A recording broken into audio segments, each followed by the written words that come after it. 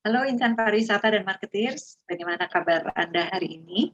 Berjumpa lagi bersama saya Afi Henry, Business Director dari Marplas Tourism. Saya akan kembali menyampaikan 5 update berita yang terjadi selama sepekan terakhir dalam industri update sektor pariwisata dan ekonomi kreatif. Dalam update kali ini, saya akan menyampaikan 4 buah berita yang berasal dari Kementerian Pariwisata dan Ekonomi Kreatif. Dan 1 berita yang kita ambil dari update di daerah. Baiklah, segera kita ikuti update yang berikut ini. Peluncuran Outlook Pariwisata dan Ekonomi Kreatif Indonesia 2021 serta tren industri pariwisata 2021. Kemenparekraf melalui Deputi Kebijakan Strategis meluncurkan 2 buku yang berjudul Outlook Pariwisata dan Ekonomi Kreatif Indonesia dan Tren Industri Pariwisata 2021. Buku Outlook Pariwisata dan Ekonomi Kreatif Indonesia menyuguhkan potret industri kreatif selama tahun 2020, diperkuat dengan data-data di setiap destinasi pariwisata dan subsektor aircraft. Sedangkan buku Tren Industri Pariwisata 2021 membahas cara pelaku usaha di sektor hotel, restoran, transportasi wisata, atraksi wisata, MICE, dan travel agent bertahan di tengah situasi yang terus berubah saat ini. Deputi Kebijakan Strategis Kemenparekraf Purleni Ukar dalam Indonesia Tourism and Creative Industry Forum yang digelar secara daring di Jakarta hari Rabu tanggal 21 Juli 2021 yang lalu, mengatakan pandemi COVID-19 telah mengubah landscape industri pariwisata dan ekonomi kreatif, serta perilaku konsumen yang menyesuaikan dengan kondisi adaptasi kebiasaan baru. Purleni menekankan bahwa pelaku industri dituntut bisa menjamin aspek kesehatan dengan mengubah standar prosedural yang sistemik. Begitu pula dengan kebiasaan para konsumen yang akan menentukan bagaimana industri kembali membentuk dirinya di masa pandemi. Hal itu membutuhkan kemampuan adaptasi baik oleh penggiat pariwisata maupun ekonomi kreatif.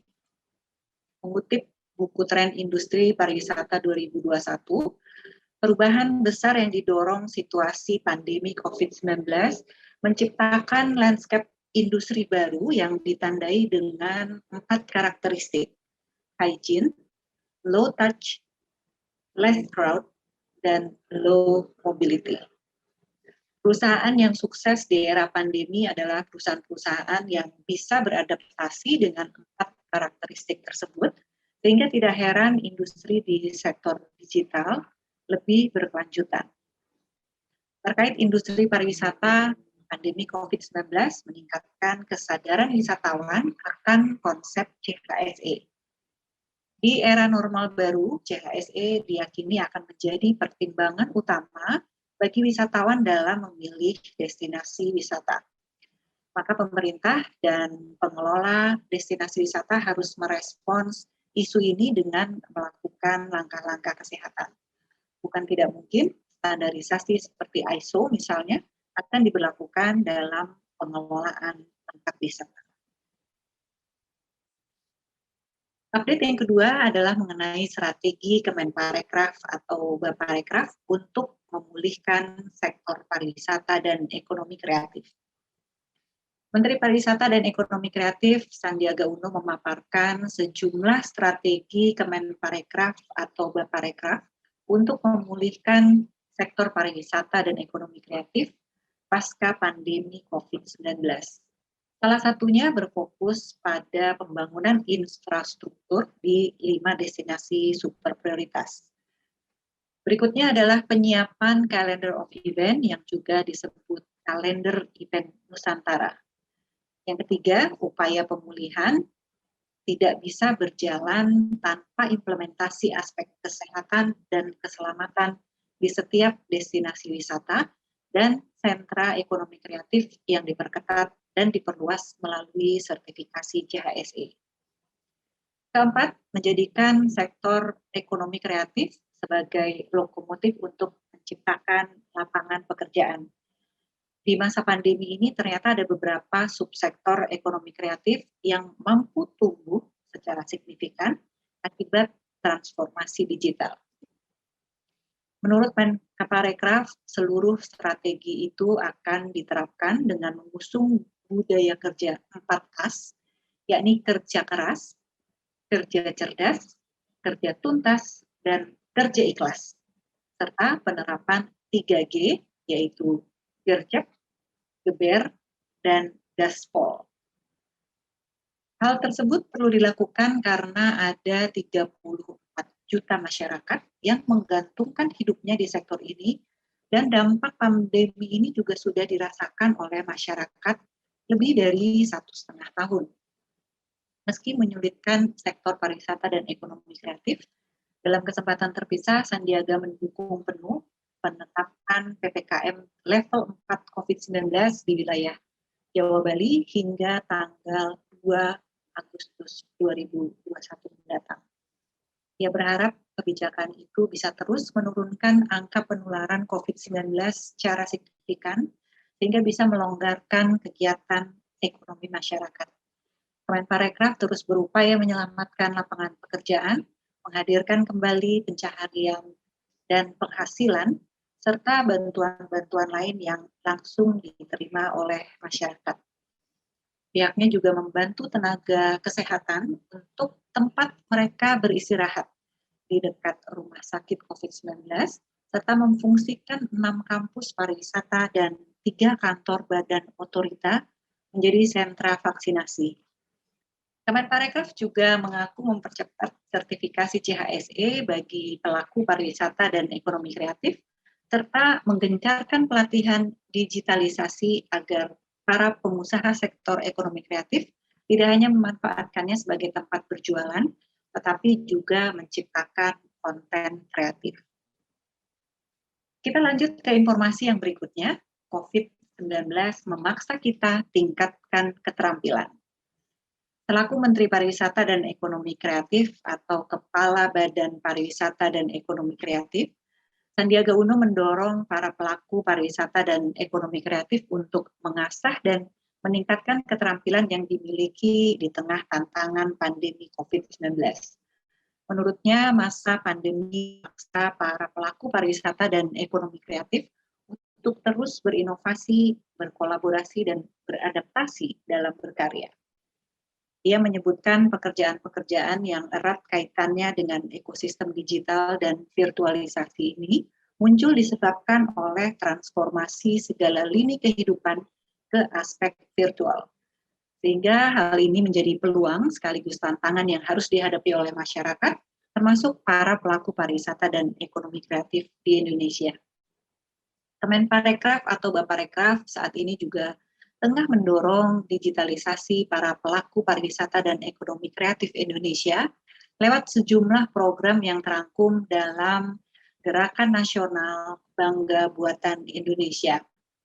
Lewat gerakan ini, katanya pemerintah ingin menumbuhkan rasa bangga terhadap karya anak bangsa dan juga mendorong para pelaku ekonomi digital untuk selalu berinovasi, beradaptasi, dan berkolaborasi. Sandiaga juga berpesan agar para pelaku pariwisata dan ekonomi kreatif untuk terus bekerja keras, bekerja tuntas dan ikhlas, serta bekerja cerdas dengan memanfaatkan jejaring relasi yang ada.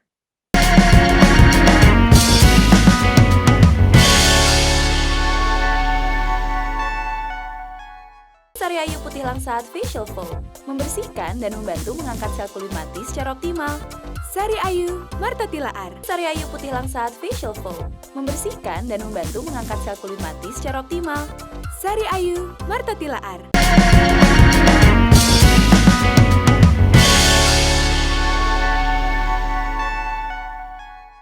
Berita yang keempat, ingin UMKM mendunia, Sandiaga Uno kirim delegasi ke Amerika Serikat. Kementerian Pariwisata dan Ekonomi Kreatif mengirimkan delegasi dari Indonesia ke Amerika Serikat untuk melakukan promosi wisata dalam program Indonesia Spice Up the World.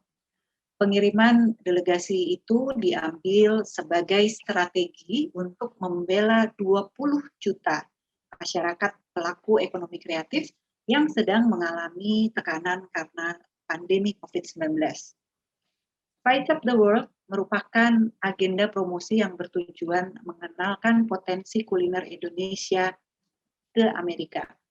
Sandiaga berharap seluruh warga negara Indonesia yang ada di Amerika ikut membantu dalam melancarkan agenda promosi tersebut. Ia meminta diaspora membantu memperkenalkan potensi Indonesia. Diluncurkannya agenda promosi itu mengacu pada data yang menunjukkan bahwa sektor kuliner memiliki kontribusi besar terhadap produk domestik bruto. Di antara subsektor ekonomi kreatif lainnya, potensi kuliner mencapai 27,5 juta US dollar dengan jumlah tenaga kerja terserap 2,2 juta orang. Lebih lanjut, ia menilai pasar terbesar adalah restoran, dengan New York memiliki 100 hingga 150 restoran yang siap berpartisipasi dalam program Spice Up the World ini untuk mencapai target sebanyak 4.000 restoran Spice of the World. Kondisi yang disebabkan oleh pandemi COVID-19 membuat kita harus berpikir strategis dan inovatif sehingga dapat menciptakan peluang-peluang baru sehingga kita bisa keluar dari kesulitan yang terjadi saat ini. Nah, berita kita terakhir hari ini adalah mengenai Bintar, Provinsi Kepulauan Riau, mengusulkan perbatasan 3 negara Singapura, Johor, dan Kepulauan Riau untuk dibuka.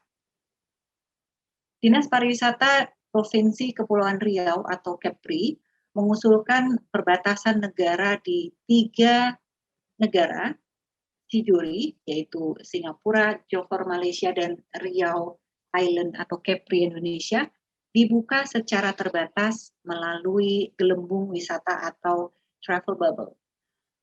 Untuk realisasi usulan ini, Dispar Kepri bahkan sudah menggelar webinar yang diikuti oleh pelaku usaha di 3 negara dan Visit Indonesia Tourism Officer atau VITO Singapura dan Malaysia. Untuk diketahui, selama ini pemerintah Indonesia dan Singapura terus merancang rencana pembukaan perbatasan secara terbatas menggunakan travel bubble di Batam, Bintan, dan Bali. Kadis Pariwisata Kepulauan Riau, Bu Ralimar, menyebut mestinya pemerintah juga membuka perbincangan travel bubble dengan Johor di Malaysia, tidak hanya dengan Singapura. Menurut beliau, banyak wisman yang masuk lewat Johor setiap hari, terutama sebelum pandemi. Ada wisman yang datang ke Kepri, terutama ke Tanjung Pinang dan Batam.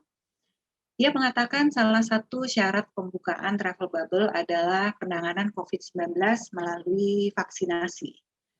Cross border dibuka kalau 70% warga sudah divaksin.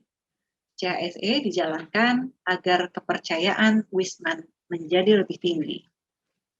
Ia mengaku optimis jika travel bubble dijalankan akan banyak wisman yang datang ke tanah air. Terbukti dari webinar yang dihadiri sekitar 100 orang peserta, menandakan banyak warga Singapura dan Malaysia yang sudah rindu melancong ke Kepulauan Riau. Hal itu juga dibenarkan oleh VITO Singapura, Sulaiman Shedek, yang menyatakan kalau travel bubble sudah dijalankan, maka akan banyak warga Singapura yang ingin berlibur ke Kepri. Pegiat pariwisata Sumantri Endang menilai kawasan wisata Lagoy yang paling siap untuk penerapan travel bubble. Kawasan eksklusif di Kabupaten Bintan itu bahkan sudah menyusun berbagai rencana kesehatan dan keamanan dalam penerapannya. Nah, insan pariwisata dan marketeers, demikian tadi update dari sektor pariwisata dan ekonomi kreatif kita kali ini. Semoga semua informasi tadi dapat menambah wawasan dan pengetahuan kita bersama. Untuk Anda yang belum mengikuti program-program kami dan ingin mendapatkan update menarik yang lainnya, segera bergabung dengan kita dengan cara klik tombol subscribe di kanal YouTube Marketeers TV. Jika Anda menyukai update yang sudah kita sampaikan tadi, jangan lupa juga untuk like, dan silakan tinggalkan komen Anda di sini. Saya Afi Henry beserta kru yang bertugas segera pamit undur diri. Terima kasih atas kebersamaan Anda. Selamat kembali menjalankan aktivitas dengan selalu menjalankan protokol kesehatan.